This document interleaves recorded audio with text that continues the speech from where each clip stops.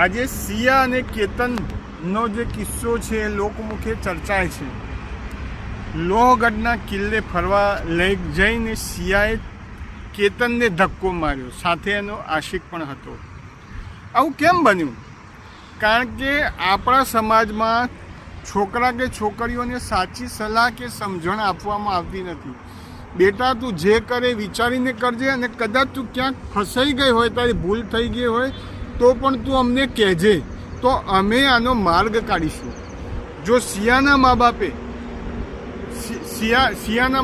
સિયાને આવી સમજણ આપી હોત તો સિયાના મા બાપ ચોક્કસ કહેત કે બેટા આવી રીતે કોઈના દીકરાનો જીવ ના લેવાય. ભલે તારે ચેતન જોડે રહેવું હોય તો રહેજે, સુખી થાય દુઃખી થાય એ તારું નસીબ.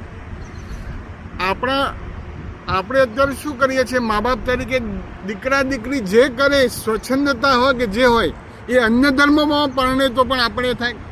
દીકરી ભલે અન્ય ધર્મમાં પરણી, એ એની સ્વચ્છંદતા છે. અને છોકરા છોકરીઓને આજના કંઈક કરી દેખાવાની ભાવના હોય છે, પણ સાચા ખોટાની સમજણ નથી હોતી.